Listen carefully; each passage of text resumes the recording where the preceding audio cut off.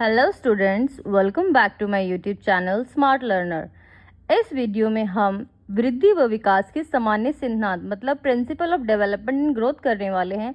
पिछली वीडियो में हमने वृद्धि और विकास का अर्थ किया था और उन दोनों के बीच में जो अंतर था वो किया था, मतलब उनकी मीनिंग की थी हमने, उनके बीच में जो मेजर डिफरेंसेस थे हमने वो कंप्लीट किए थे। इस वीडियो में हम प्रिंसिपल्स करने वाले जो कि बहुत ज़्यादा इंपॉर्टेंट टॉपिक है किसी भी टीचिंग एग्जाम के पर्पज से। So let's start the session. निरंतरता का सिद्धांत पहला है निरंतरता का सिद्धांत, प्रिंसिपल ऑफ रेगुलरिटी। हमने पहले ही पढ़ा था पिछली क्लास में कि विकास जो है वो निरंतर चलता रहता था, एक रेगुलर प्रोसेस है ये। इसमें क्या होता है, माता के गर्भ में जब बच्चा होता है तब से इसका डेवलपमेंट स्टार्ट हो जाता है और अंत तक चलता रहता है, मतलब मरणोपरांत तक चलता रहता है। तो यही लिखा है इसमें, विकास निरंतरता, निरंतर जो है चलता रहता है। आरंभ में बहुत तेज होता है विकास, मतलब शैशवावस्था में बहुत तेजी से विकास होता है, लेकिन बाद में ये इसकी गति मंद पड़ जाती है। ठीक है, नेक्स्ट है व्यक्तिगतता का सिद्धांत मतलब individuality, principle of individual differences. हम सबको पता है कि प्रत्येक व्यक्ति का जो विकास होता है वो क्या होता है, अपनी तरह होता है, सबसे अलग होता है। हर एक का विकास एक तरह से नहीं होता, कोई जल्दी डेवलप हो जाता है, कोई थोड़ा लेट होता है, किसी का मंद गति से होता है, किसी का तेज गति से होता है। तो ये इंडिविजुअल डिफरेंसेस पर जो है डिपेंड करता है। ये बहुत इंपॉर्टेंट प्रिंसिपल है, we should know about it, कि व्यक्तिगतता का सिद्धांत में इंडिविजुअल डिफरेंसेस का जो है प्रिंसिपल है, जिसमें विकास में किसी भी व्यक्ति के या किसी भी बालक के विकास में जो इंडिविजुअल डिफरेंसेस है उसके अकॉर्डिंग ही उसमें जो है विकास होता है, चाहे वो तेज गति से हो या चाहे वो मंद गति से हो। नेक्स्ट इज परिमार्जिता का सिद्धांत, प्रिंसिपल ऑफ मॉडिफिकेशन। इसमें हम शिक्षा प्रक्रिया द्वारा गति, दिशा व गति में विकास को अग्रसर किया सकता है। मतलब हम विकास को किसी भी, जैसे कि व्यवहार, विकास को सही व्यवहार में परिवर्तन के लिए हम मोड़ सकते हैं, किसके द्वारा, शिक्षा के द्वारा। मतलब इसको मॉडिफाई किया जा सकता है विकास को इन अ पॉजिटिव वे, अगर उसको अच्छा वातावरण दिया जाए। इस सिद्धांत में ये है।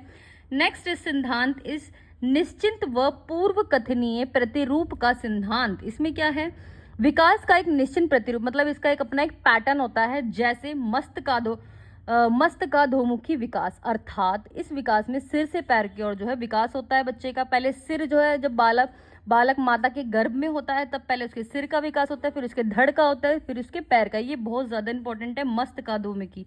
कभी भी जो है इसकी मीनिंग पूछ ली जाती है कि इसकी मीनिंग है क्या, मस्तकाधोमुखी विकास से आप क्या समझते हैं। इसका मतलब यही है कि पहले सिर का विकास, फिर धड़ का विकास, फिर पैर का विकास। नेक्स्ट इज समान प्रतिमान का सिद्धांत। हम सभी को पता है एक प्रॉपर पैटर्न फॉलो करता है विकास। पहले शैशवावस्था होती है, फिर बाल्यावस्था होती है, फिर किशोरावस्था। ऐसा नहीं है कि पहले किसी की किशोरावस्था हो जाएगी फिर किसी की बाल्यावस्था, नहीं, पहले किसी की जो है शैशवावस्था स्टार्ट होती है, फिर बाल्यावस्था, फिर किशोरावस्था। मतलब एक समान प्रतिमान जो है फॉलो करता है। ये लिखा है इसके अंदर, क्या है, संसार के समस्त भागों में शिशुओं का विकास एक प्रतिमान में होता है। ठीक है, नेक्स्ट पॉइंट इज समन्वय का सिद्धांत। समन्वय का मतलब होता है प्रिंसिपल ऑफ कोऑर्डिनेशन। इसमें क्या होता है, विकास जो है सभी अंगों के बीच समन्वय के द्वारा होता है। मतलब हाथों में, पैरों में जो कोऑर्डिनेशन एक दूसरे के अंगों में जो होता है बालक के, उसमें जो है डेवलपमेंट होता है। यही है समन्वय का सिद्धांत। नेक्स्ट इज संचय एवं पुनरावृत्ति का सिद्धांत। इसमें क्या होता है, विकास एक के बाद एक जुड़ता है, मतलब वही है, पहले शैशवावस्था, फिर बाल्यावस्था, फिर किशोरावस्था। लेकिन पुनरावृत्ति मतलब कभी कभी ये दोहराता भी है। फॉर एग्जाम्पल मैंने यहाँ लिखा है कि शैशवावस्था के पश्चात पुनः जो है किशोरावस्था शुरू हो जाती है। मतलब शैशवावस्था के जो कुछ गुण है वो कहीं ना कहीं किशोरावस्था से मिलते जुलते हैं। तो यही है संचयी व पुनरावृत्ति का सिद्धांत ऑफ डेवलपमेंट। नेक्स्ट है वंशानुक्रम एवं वातावरण की अंतःक्रिया। मतलब वंशानुक्रम और वातावरण दोनों ही जो है हमारे विकास में बहुत ज्यादा महत्वपूर्ण रोल प्ले करते हैं। जैसे वंशानुगत तो यह निर्धारित करता है कि विकास किस सीमा तक संभव है या किस सीमा तक किया जा सकता है, लेकिन वातावरण उस सीमाओं के बीच में विकास के और अवसर और संभावनाओं को तलाशता है।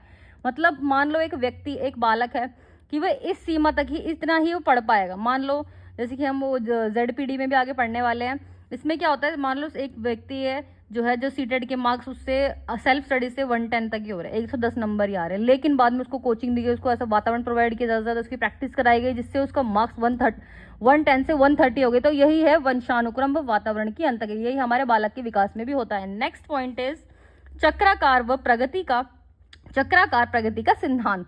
विकास रेखीय ना होकर चक्रीय होता है। विकास मंद, तीव्र या शिथिल भी हो सकता है। वही है, विकास सीधे प्रोसेस में नहीं चलता है कि हमेशा सही सेम ही प्रोसेस में ले, कभी विकास बहुत तेज हो जाता है, कभी बहुत धीमे हो जाता है, कभी मंद गति में चलता है। तो इस प्रकार जो है विकास का चक्राकार प्रगति का सिद्धांत हमें विकास के सिद्धांत में यह बताता है कि जो हमारा विकास है वो सीधी रेखा में ना होकर चक्राकार गति में चलता है, चक्राकार गति में। सो इस वीडियो में हमने विकास के विभिन्न सिद्धांतों के बारे में बताया। नेक्स्ट वीडियो में एक नए टॉपिक के साथ लेके आऊँगी। आई होप आपको ये वीडियो के जितने भी पॉइंट्स मैंने बताए हैं विकास के सिद्धांत के आपको समझ में आए होंगे। Thanks for watching.